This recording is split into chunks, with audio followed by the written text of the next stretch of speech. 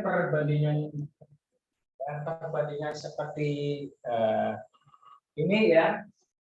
Jadi Celsius dibanding Reaumur dibanding Fahrenheit. Nah, ini sama dengan 5 dibanding 4 dibanding 9 plus 32 derajat ya. Plus 32 derajat.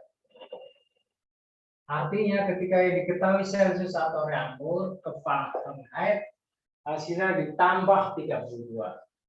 Tetapi ketika yang diketahui Fahrenheit, berarti dikurangi 32 dulu, baru masuk ke perkaliannya. Ya. Contohnya ini.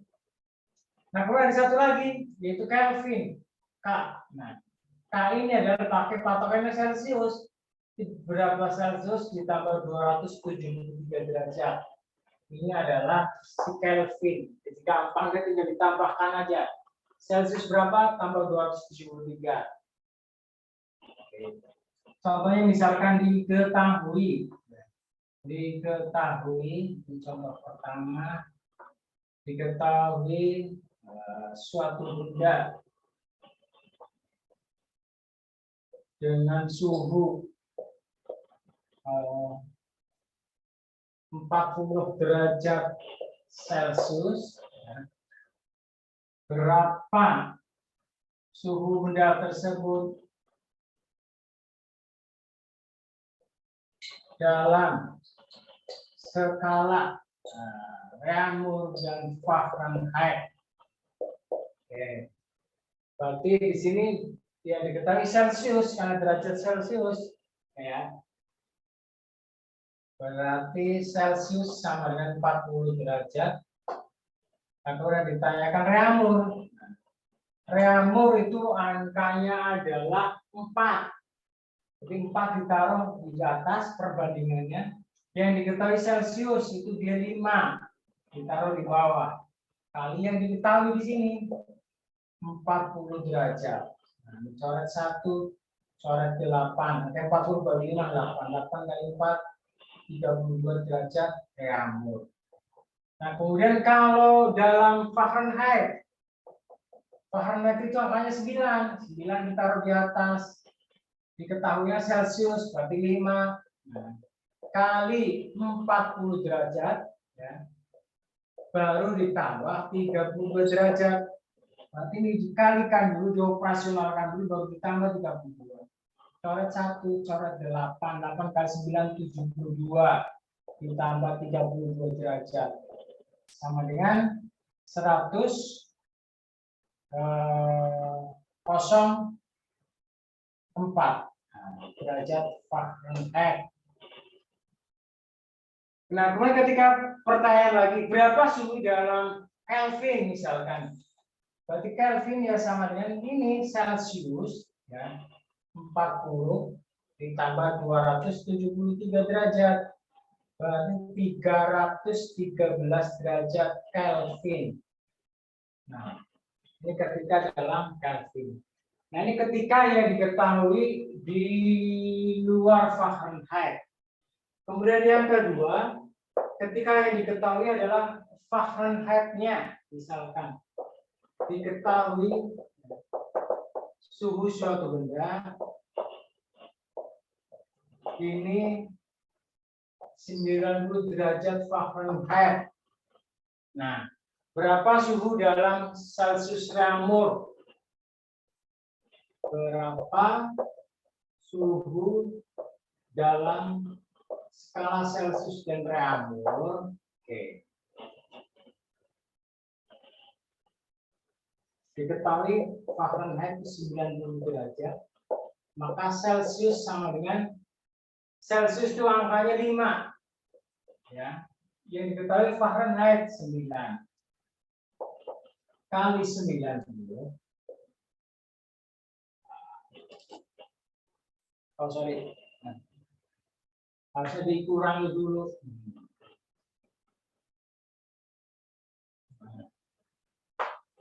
Ini 100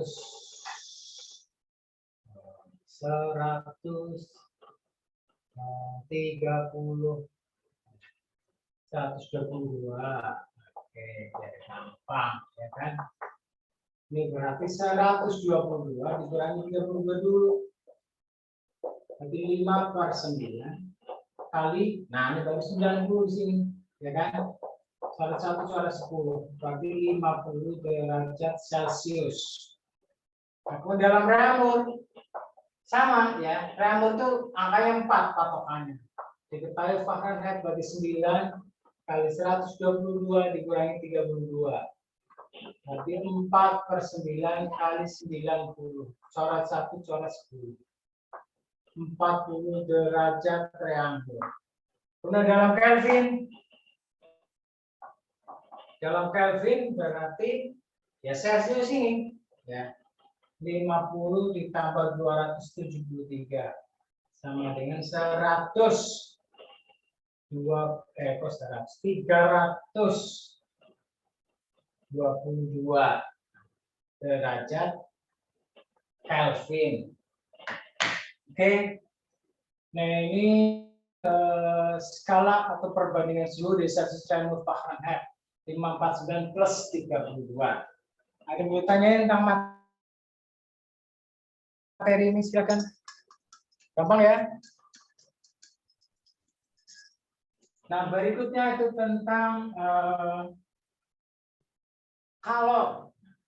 Kalau tadi suhu itu adalah panas dinginnya benda, maka kalor itu adalah ya panas yang diterima benda ya, atau dilepaskan oleh sebuah benda. Ya. Jadi kalau sebuah benda menerima kalor, maka suhunya menjadi naik atau meningkat. Ketika sebuah benda melepaskan kalor, maka temperatur atau suhu benda itu menjadi turun. Ya.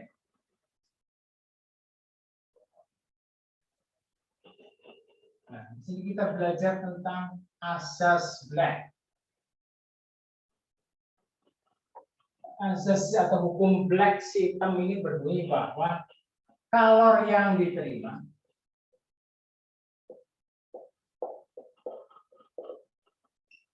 itu sama. Nah, satu bahan kalor yang dilepaskan.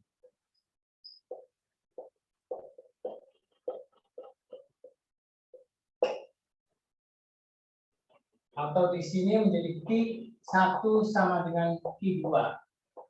Q terima, Q lepas. Q1 sama dengan Q2. Di mana Q ini kalor ini rumusnya adalah Q MC delta T.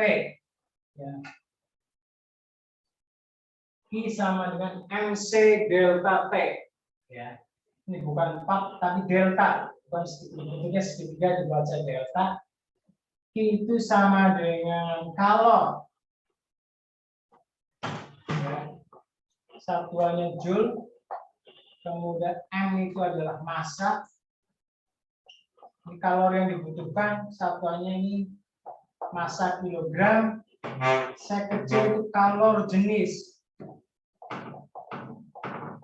Satuannya adalah joule per kilogram. Joule per kilogram derajat Celcius. Delta T itu ada perbedaan suhu ya atau perbedaan temperatur.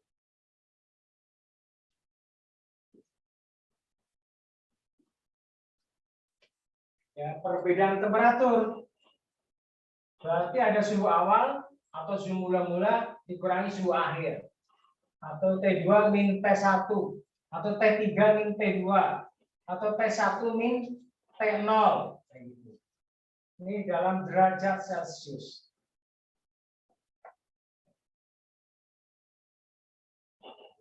Nah, ini selalu Q sama dengan MC delta T. Saya bacanya begitu, selalu Q sama dengan MC delta T. Oke. Contohnya, ya. Contohnya, misalkan diketahui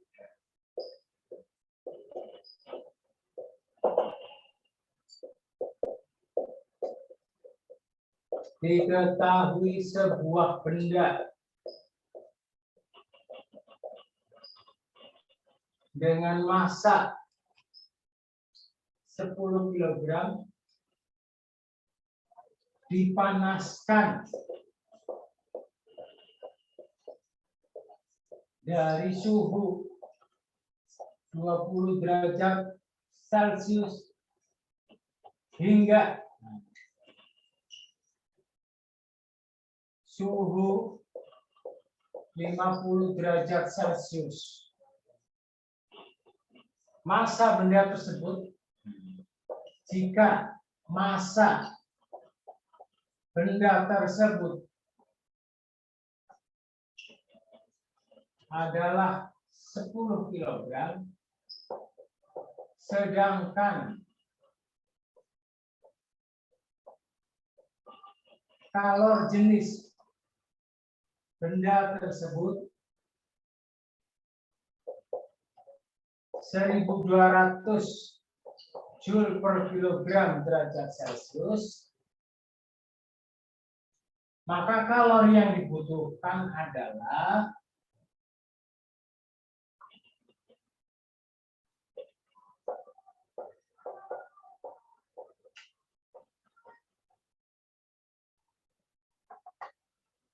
soalnya seperti ini. Diketahui sebuah benda dengan massa 10 kg. Nah, massa berarti yang kecil ya. Massa 10 kg berarti yang kecil 10 kg, ya tulis satuan enggak apa-apa. Kemudian dipanaskan dari suhu 20 derajat Celcius hingga mencapai suhu 50 derajat Celcius. Berarti T1 sama dengan 20 derajat Celcius. T2 sama dengan 50 derajat Celcius. Maka delta T sama dengan ya ini T2 minus T1 50 minus 20 sama dengan 30 derajat Celcius. Nah, kemudian polusi sudah, tapi masanya ini belum masa. Masa bening sudah, masa bening sudah. Kalor jenis berarti C kecil. Kalor jenisnya 1200 Joule per kilogram derajat Celcius. Ditanyakan, oke, berarti di sini ditanyakan adalah Q. Q kita masuk ke rumus MC delta T. M-nya itu adalah massa 10, kita masukin. T-nya, C-nya dulu 1200. Delta T-nya 30. Nah, kalau perkalian dengan banyak nol ini, nolnya kita cuekin. 1 kali 12, 12, 12 kali 3, 36. Nolnya tinggal masuk. 1, 2, 3, 4. Nolnya ada 4. Nah. Berarti kalau yang dibutuhkan adalah 360.000 Joule. Wow, besar banget ya kan? 360.000 Joule atau 360 kilojoule. Boleh tulis seperti ini. 360 kilojoule. Karena kenaikan suhunya cukup tinggi di sini. Dari 20 derajat menjadi 50 derajat. Sekitar ya kenaikan 30 derajat itu membutuhkan energi yang cukup besar. Ya kan? Apalagi ketika kalor jenisnya juga besar juga. Oke, nah seperti ini. Ada yang ditanyain? Kita lanjut ke berikutnya.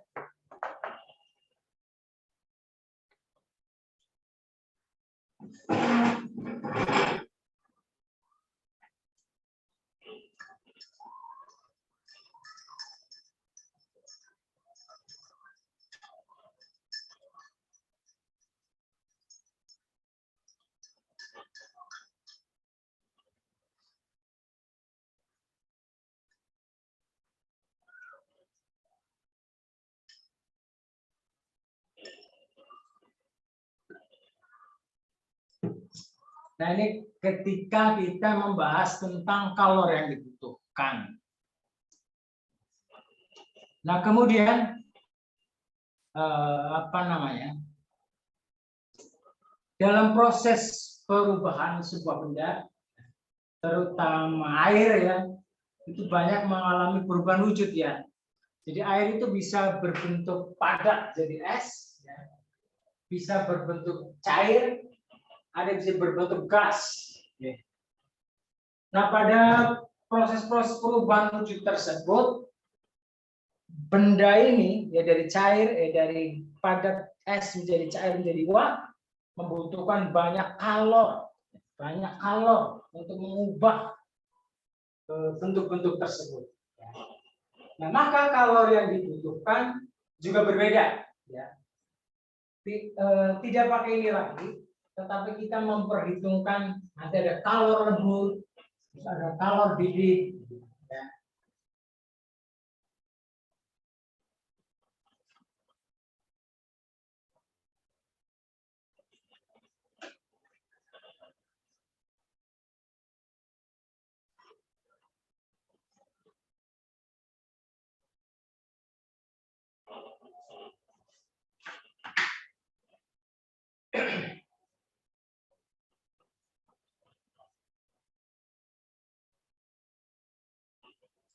Di sini kalor sebentar saya naikkan.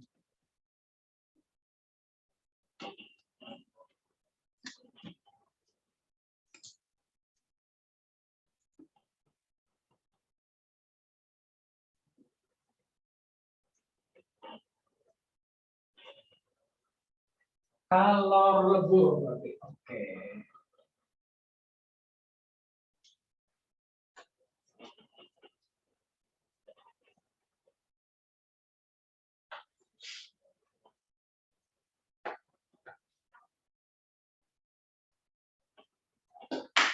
Kalor lebur.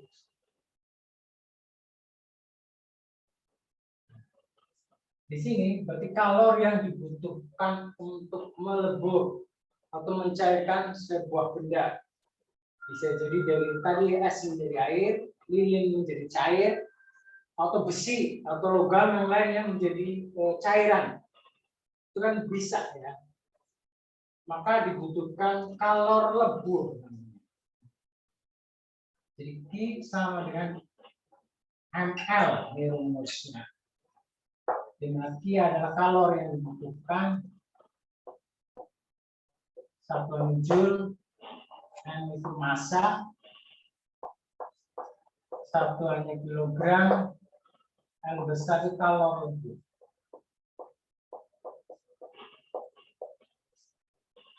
Nah, kalor lebur satuannya adalah ya, joule per kilogram atau kalori per gram. Ini juga berubah gram, bisa berubah kalori juga. Ya, bisa berubah menjadi kalori gram atau kalori per gram. Terus yang kedua, kalor uap. Berarti kalor yang dibutuhkan untuk menguapkan zat cair. Ya. Jadi setelah mendidih dia belum jadi uap. Ini di sini rumusnya Q sama dengan MU. Itu besar, ya. Itu kalor sama kalor yang dibutuhkan. Satuannya bisa berubah joule atau gram, gram. Kalori. M massa per kilogram atau gram, kemudian U atau U, sebacanya U biar gampang. Kalor uap ini juga sama joule per kilogram atau kalori per gram. Bisa dapat satuan ini. Contohnya seperti ini.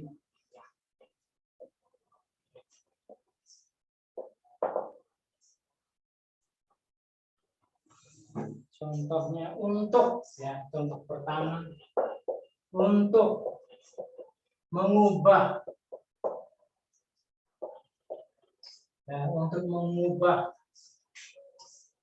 es dengan suhu minus 10 derajat Celcius menjadi air,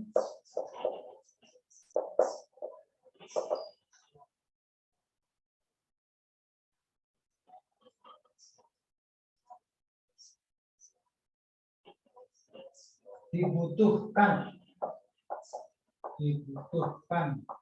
kalor berapa banyak jika, ya, dibutuhkan kalor berapa banyak jika, ya, massa es tersebut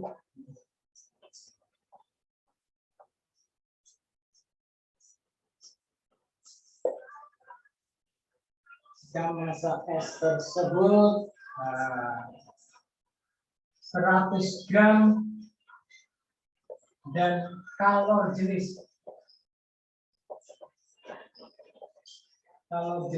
itu 0,5, ya, kalau es itu 0,5.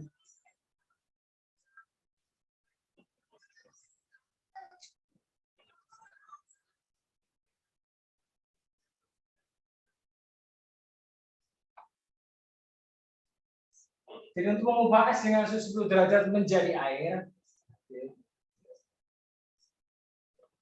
10 derajat Celcius menjadi air, dibutuhkan kalor berapa banyak?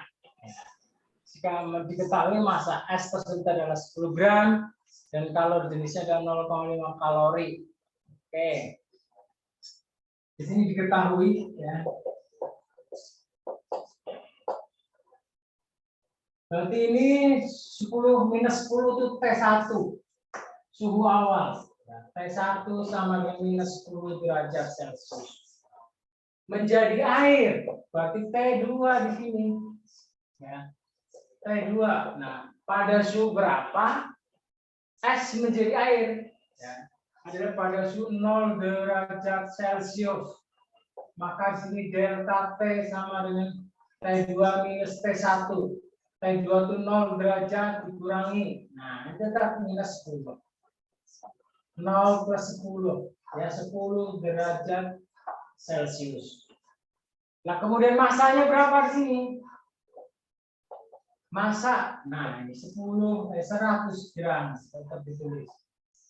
Kemudian kalor jenisnya C kecil, 0,5 kalori per gram derajat Celcius. Ditanyakan Q, maka Q sama dengan MC delta T di sini.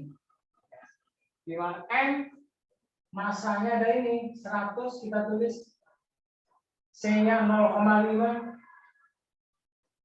T-nya 10. Oke. Nah, kalau kita ketemu dengan bentuk yang seperti ini, maka kita operasionalkan yang desimal dulu. Ya. 0,5 kali 10. Maka ini 100 kali 5. Nah, 500 kalori. Jadi kalori yang dibutuhkan adalah 500 kalori untuk mengubah 100 gram es menjadi cair. Ini ketika dari 0 dari minus 10 menjadi 0 derajat. Oke.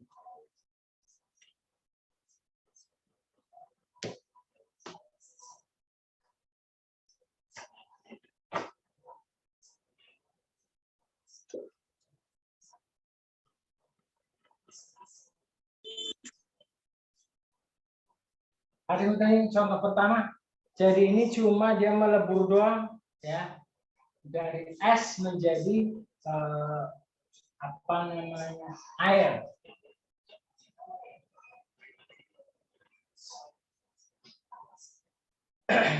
Nah, kemudian ini kan dari minus 10 menjadi 0. Nah, ketika dalam posisi apa namanya menjadi air, berarti dibutuhkan kalor lebur di sini. Nah, ini kalau kurang ya, kalor leburnya adalah 80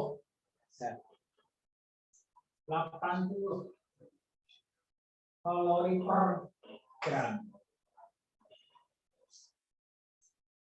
Jadi biar lebih jelas, ini saya tambahkan lagi. Kita perlu bikin grafiknya ya. Hari ini belum selesai, karena kita harus menghitung kalor leburnya ya. Kalor leburnya berarti di sini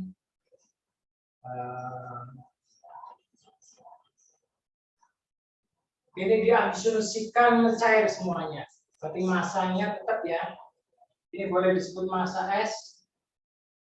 Maka di sini M air, asumsi kita sama 100 gram karena dia mencair semua ya. Kemudian kalor leburnya adalah 80.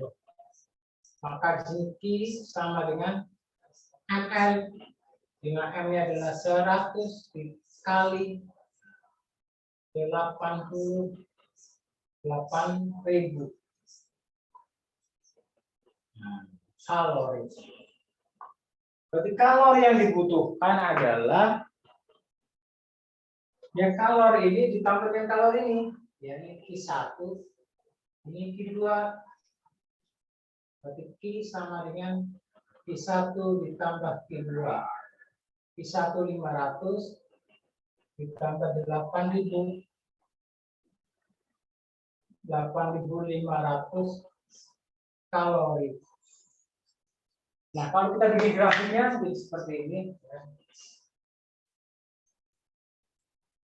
Ini minus 10 di sini 0.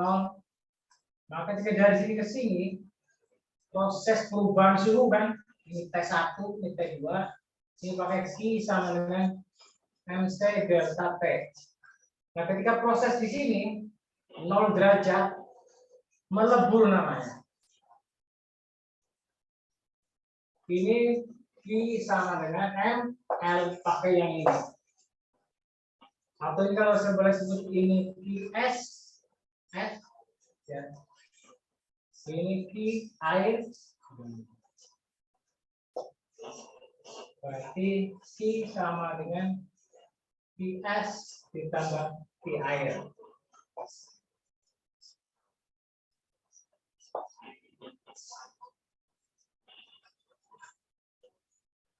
Nah, ini kan prosesnya sampai melebur doang. Nah, kadang-kadang di beberapa soal ini lanjut lagi, ya. Bahkan sampai ke menguap.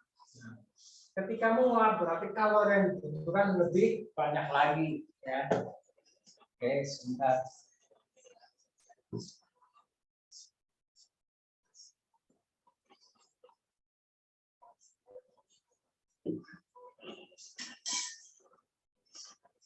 Saya lanjutkan ya. Contoh kedua saya bikin grafiknya dulu.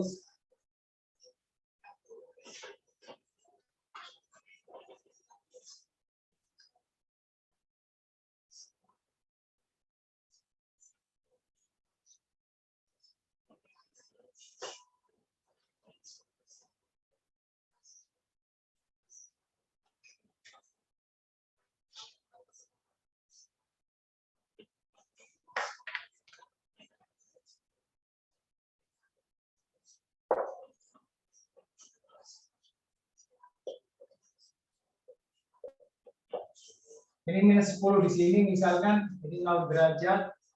Nah, ini proses kadang sampai 100 derajat Celcius. Berarti ini ke sini, ini ke sini. Nah,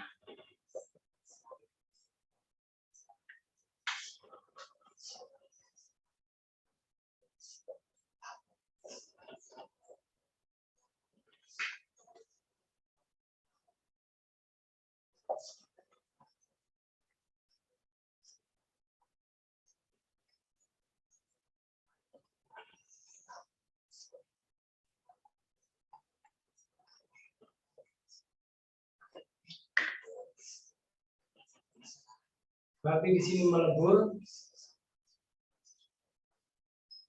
ini mendidih, terus menguap. Ya. Maka di sini kita pakai rumus yang tadi, I sama dengan MC delta T di sini. Kita pakai rumus ini. Terus di sini beda lagi, I sama dengan ML, L besar. Nah, dari sini ke sini kita tadi perubahan suhu. Dari 0 derajat menjadi 100 derajat untuk kondisi. Maka kita pakai rumus I sama dengan MC delta T. Terus di sini menguap mendidih, berarti I sama dengan MU. Nah, maka kalori yang dibutuhkan, ya ini jumlah semua nih. Ini ada 4 yang dibutuhkan pada kalori ini dijumlahkan. Karena prosesnya sampai menguap. Oke, misalkan di sini diketahui massa S itu sama dengan 100 gram. Dan massa S terus kalori jenis S itu tadi ya 80 kalori per gram derajat Celcius. Terus kemudian perubahan suhunya delta T-nya. Tapi dari sini ke sini, ya.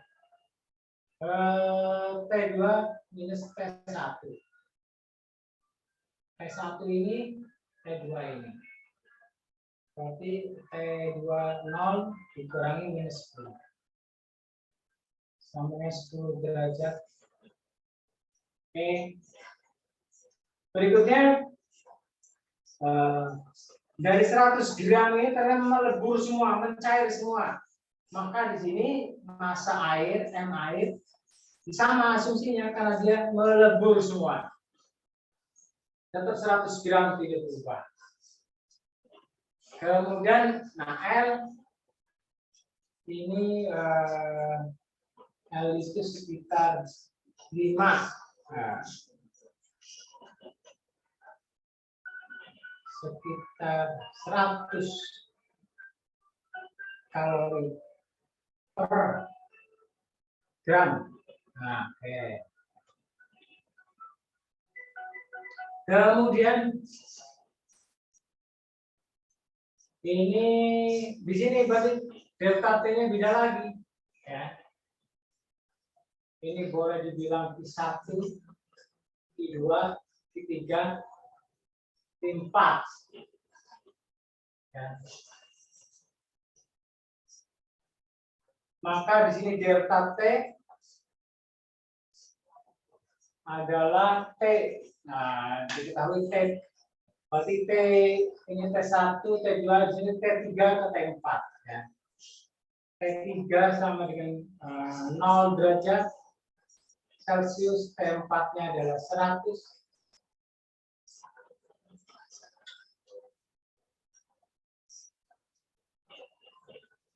Maka delta T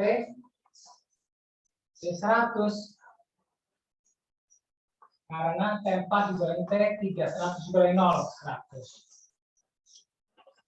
C-nya di sini, kalau jenis air, kalau di sini kan S tadi ya. Ini sekitar 60.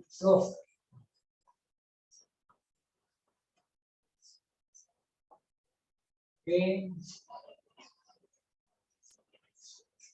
Kemudian U besar di sini 80 kalori per gram. Oke. Maka kita hitung satu persatu ini, ya. Berarti Q sama dengan Q1 ditambah Q2 ditambah Q3 ditambah Q4. Q1 itu MC delta T yang ini. Ya. MC delta T. Nah, ini saya tutup. M-nya bagi MS di sini. Oke. S. Terus Q2-nya adalah sini sudah berbentuk air. Nah, massa air. Oke. Berarti M air kali L ditambah Q3. Nah, ini juga air. M air kali C delta T ditambah Q4. Ini juga M air.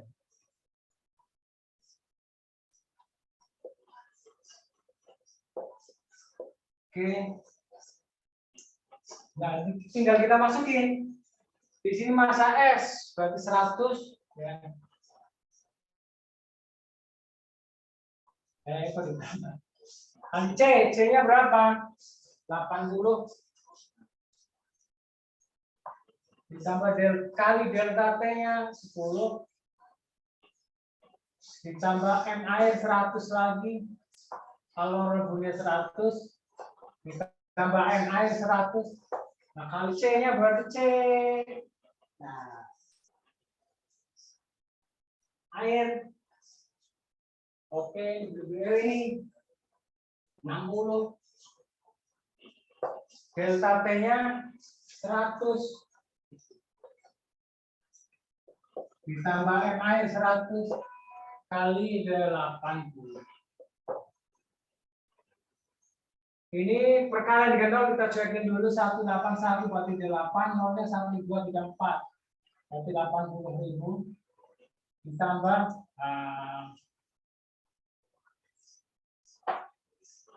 10.000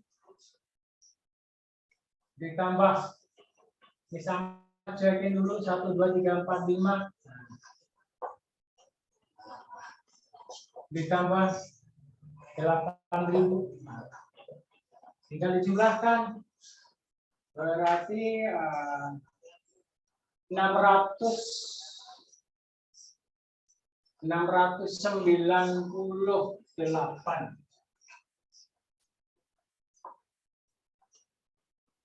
ribu kalori atau sama dengan 698 kilokalori. Kalori yang dibutuhkan untuk menguapkan es tersebut sebesar 698 kilokalori. Ini runtutannya ya. Jadi kita harus pahami begini dulu. Melebur pakai ini dari 0 sampai 100 MC delta T lagi mendidik pakai MC delta T lagi. Oke, sampai sini yang mau ditanyain silakan.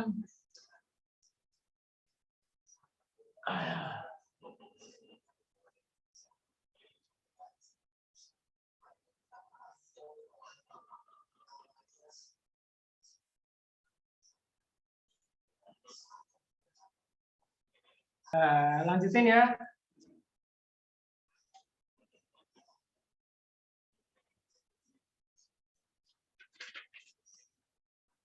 Nah, ini kita tentang suhu dan kalor. Kedua adalah kita belajar tentang hukum Newton. Ya. Hukum Newton ini mempelajari tentang gaya ya. Mempelajari tentang gaya. Gaya adalah berupa, waktu kalian belajar SD, berupa tarikan dan dorongan. Itu gaya. Nah, gaya ini bisa mempengaruhi bentuk benda, mempengaruhi kedudukan benda, dan mempengaruhi arah gerak benda. Itu pengaruh gaya. Jadi gaya mempengaruhi bentuk benda, arah gerak benda, dan posisi benda bisa berubah ketika diberikan gaya. Gaya ini ada yang berupa gaya sentuh, ada gaya itu bekerja pada benda dengan sentuhan atau bersentuhan langsung dengan benda, berupa misalkan gaya gesek, gaya tekan. Kemudian ada gaya yang disebut sebagai gaya tak sentuh. Itu gaya yang bekerja pada benda tanpa menyentuh benda itu sendiri. Contohnya gaya gravitasi, gaya magnet, itu kan tidak ada sentuhan, ya, tapi bekerja pada sebuah benda. Nah, gaya ini bentuknya bermacam-macam. Ya, ada gaya gesek, gaya magnet, gaya gravitasi, terus gaya pegas, gaya magnet.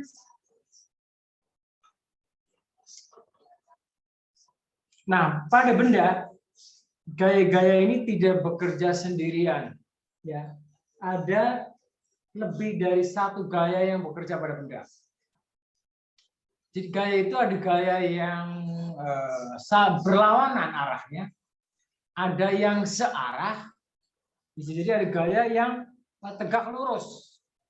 Nah, tentunya untuk menghitung gaya-gaya ini dibutuhkan resultan gaya namanya, FR atau F resultan atau sigma F, jumlah gaya, ya kan?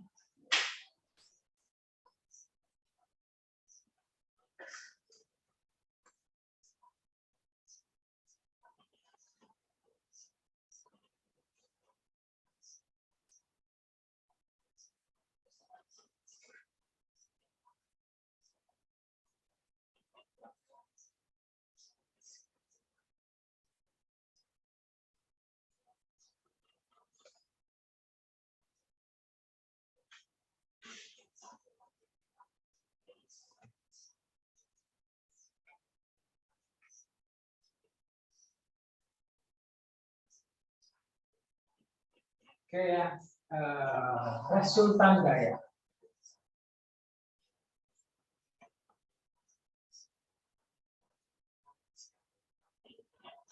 Atau sigma F. Ini jumlah gaya.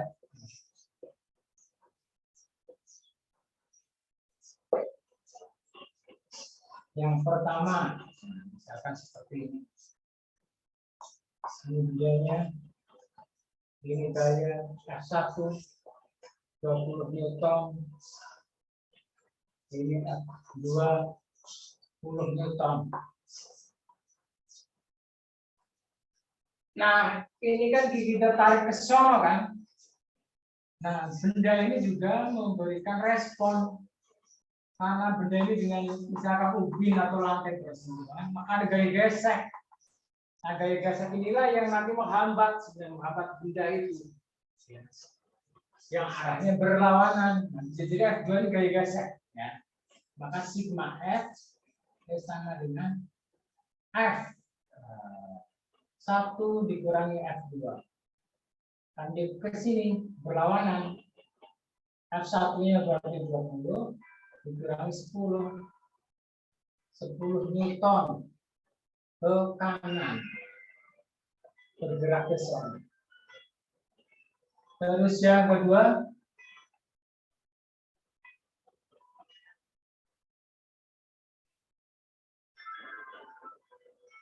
F1, F2, 30 Newton ke 30 Newton. Maka sigma F sama dengan F1 ditambah F2. F1-nya 20 ditambah 30, 50 Newton ke kanan. Oke. Nah, bagaimana kalau bentuknya tegak lurus, misalkan seperti ini? Nggak apa-apa nih kalau biasanya bicara keluar ya. Bentuknya tegak lurus. Ini ke sini, ini ke atas misalkan. Ini S1, ini S2. Nah, bagaimana sigma atau F resultannya? Ya sama dengan AK F1 kuadrat ditambah S2 kuadrat. Modelnya seperti ini. Ya. AK dari F1 kuadrat ditambah S2 kuadrat. Nah, ini resultan gaya. Nah, kemudian gaya-gaya ini dipelajari di hukum Newton. Ya. Hukum Newton. Sesuai dengan nama penemunya Sir Isaac Newton, pemikir dari Inggris, ilmuwan Inggris. Ini adanya hukum 1 Newton. Ini sigma F sama dengan 0.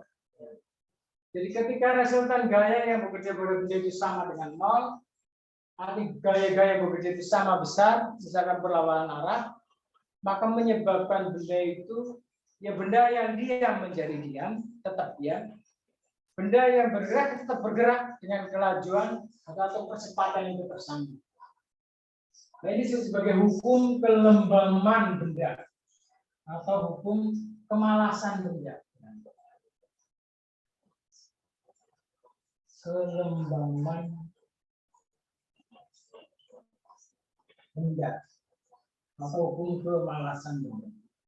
Kemudian yang kedua, hukum duanya.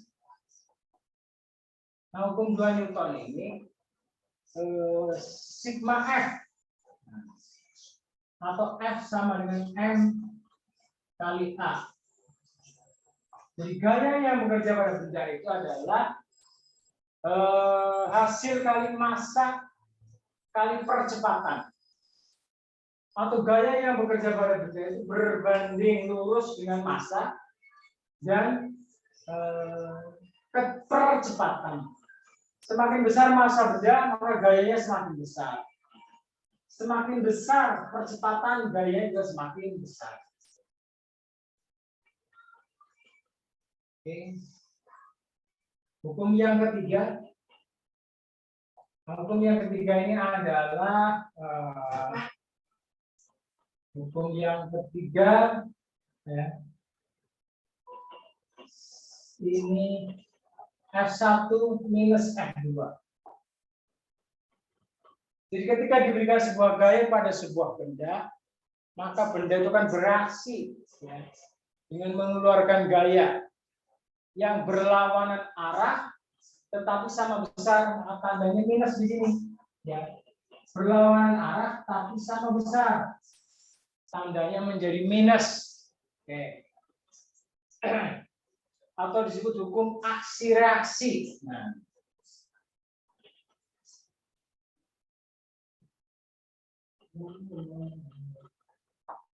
ya. Hukum aksi reaksi atau disebut sebagai saling berlawanan. Oke, ini tentang hukum Newton. Silahkan kalau mau ditanyakan. Mumpung masih ada waktunya, berapa menit lagi? 7 menit lagi, silahkan.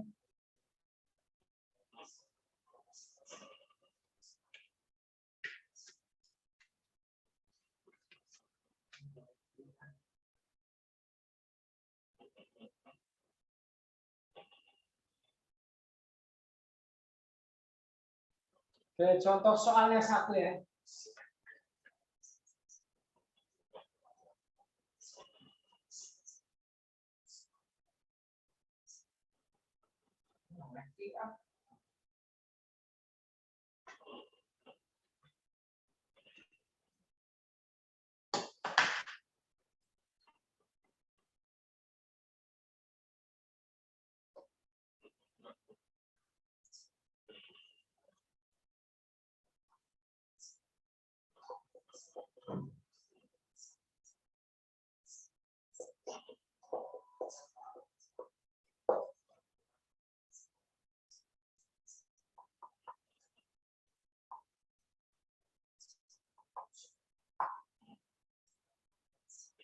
Ini benda A, ya, dengan massa 10 kg. Benda A dengan massa 10 kg mengalami 3 perlakuan gaya. F1 ke kanan 20 Newton, F3 ke kanan 30 Newton, dan F2 ke kiri 15 Newton. Di sini ditanyakan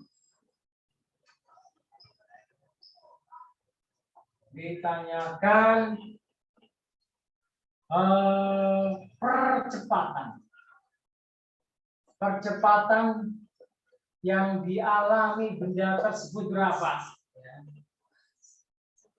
Ini diketahui selalu F. Nah, F berarti di sini menjadi sigma F, yaitu yang searah ya.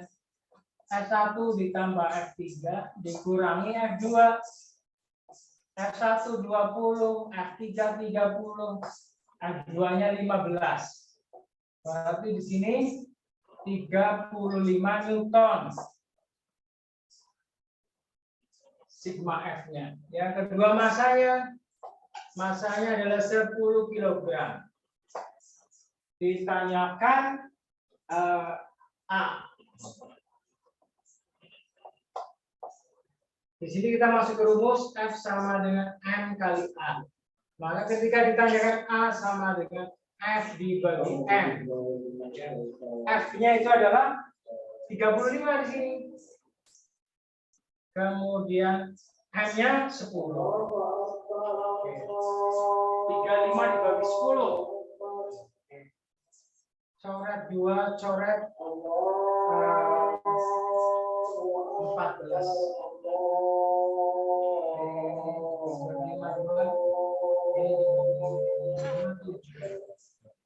7 per 2 atau sama dengan 3,5 meter per second kuadrat kali percepatan. Jadi percepatan pada benda itu adalah 3,5 meter per second. Oke, sampai sini dulu. Ada yang mau ditanyain? Silakan.